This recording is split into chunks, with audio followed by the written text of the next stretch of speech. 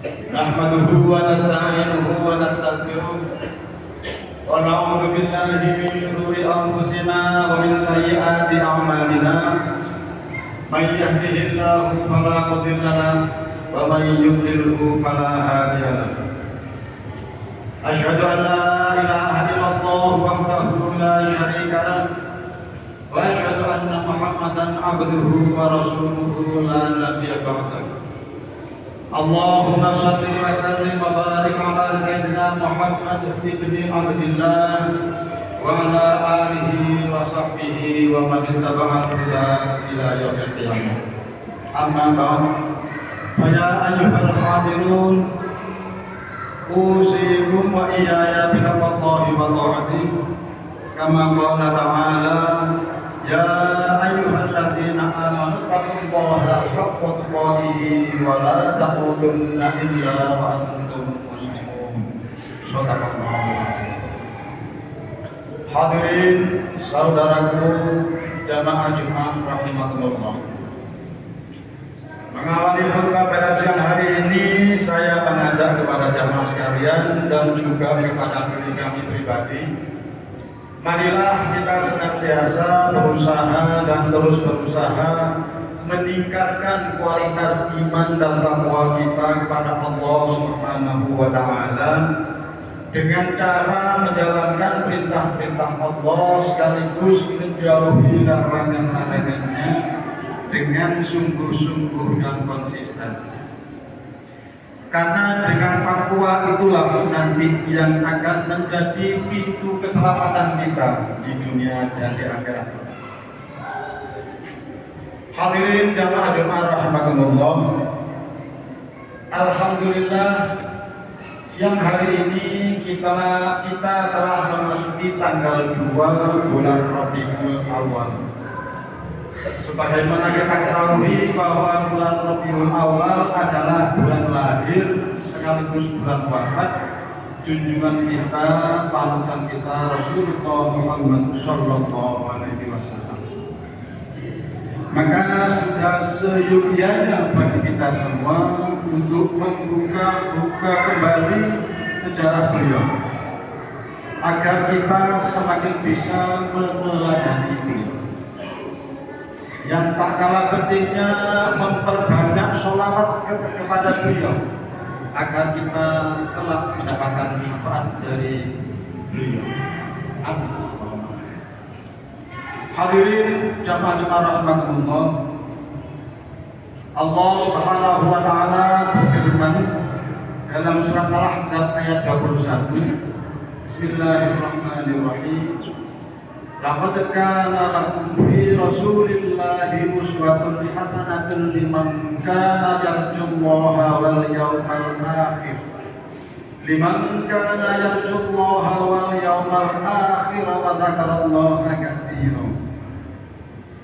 Artinya, sungguh telah ada pada diri Rasulullah itu teladan yang baik bagi kalian, yaitu orang-orang yang berharap rahmat dari Allah dan menunggu datangnya hari kiamat dan orang-orang yang banyak berzikir kepada Allah.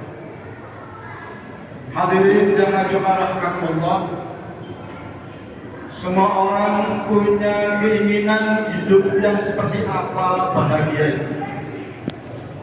Ingin hidup dibayangkan siapa sih profesi atau tokoh siapa yang hidupnya paling bahagia, lalu menjadikan tokoh atau profesi itu sebagai idolanya. Itu tidak salah, karena itu akan menjadi panduan menuju kesuksesan seperti yang sukses diterima oleh tokoh tersebut. Tetapi tokoh itu atau panutan itu atau idola itu harus tepat, karena kalau tidak tepat itu nanti akan jadi kecewa.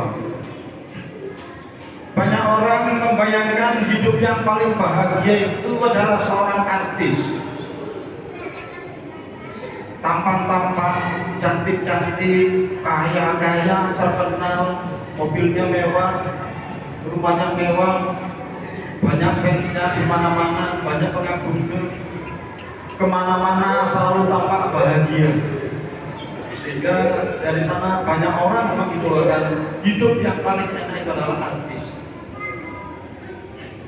Tetapi kita melihat fakta, ternyata tidak seperti itu kenyataannya. Berapa banyak artis yang terkena narkoba? Berapa banyak artis yang rumah tangganya bubar, bercerai? Itu artinya bahwa mereka tidak bahagia. Banyak orang mengidolakan hidup yang paling enak itu pejabat, kemana-mana dikawal, kemana-mana dapat fasilitas, pengikutnya banyak, relasinya banyak. Kalau dapat pembagian apa-apa, dapat yang paling awal dan paling banyak. Tetapi apakah begitu kenyataannya? Faktanya tidak begitu. Berapa banyak pejabat yang sekarang masuk penjara KPK, dan berapa banyak pejabat yang sekarang dalam antrian KPK, dan berapa banyak pejabat yang selesai menjalani masa baktinya ternyata hidupnya tidak bisa bahagia karena selalu dihantui oleh kasus-kasus yang pernah dijalaninya. Hadirin jamaah rahmatullah, kita harus kembali pada ayat tersebut di atas, bahwa panutan kita, idola kita adalah Kanjeng Nabi Muhammad SAW. Kanjeng Nabi itu tokoh yang sukses multidimensi. Dalam hal apa saja Kanjeng Nabi itu sukses. Yang pertama misalnya dalam hal keimanan, sudah jelas dan pasti Kanjeng Nabi sangat sukses, paling sukses dalam hal keimanan. Tidak ada orang yang imannya lebih baik dan lebih kuat daripada Kanjeng Nabi. Itu artinya adalah Kanjeng Nabi itu sangat sukses dalam hal keimanan. Dalam hal karir, Kanjeng Nabi juga sukses. Kanjeng Nabi itu menjabat sebagai kepala negara, sekaligus kepala pemerintahan, sekaligus kepala komandan perang. Itu artinya dalam hal karir sangat sukses. Dalam hal ekonomi, Kanjeng Nabi sukses. Berdagang sangat sukses, selalu laku keras. Kanjeng Nabi itu orang yang kaya, hartanya banyak, tetapi harta itu tidak dinikmati sendiri, lebih banyak diberikan pada sahabat-sahabat yang membutuhkan. Sementara beliau sendiri lebih senang hidup miskin dan bersama orang-orang miskin. Dari sisi keluarga, Kanjeng Nabi juga sangat sukses. Di sini kita bisa berkaca pada orang lain yang banyak sukses di tempat lain ternyata hancur di keluarga.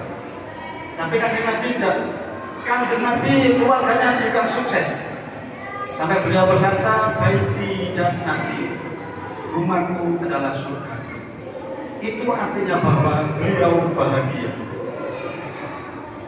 Dalam hal mengolah tubuh, dalam hal menjaga kesehatan, Kanjeng Nabi juga sangat sukses.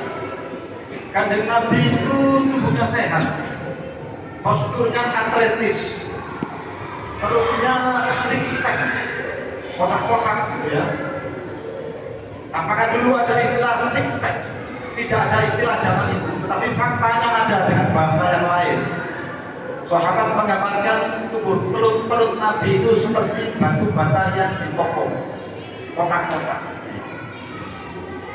Kanjeng Nabi itu wafat dalam usia 63 tahun, hanya 2 kali sakit, yaitu sakit ketika diracun oleh wanita Yahudi dan sakit ketika menjelang wafat. Ketika wafat itu dihitung uban, kuat di rambut itu bisa dihitung dengan jari. Wakilah hanya 3 helai rambut, wakilah 12, wakilah 21. Artinya uban di kepala dalam usia 63 tahun itu tidak lebih daripada 21.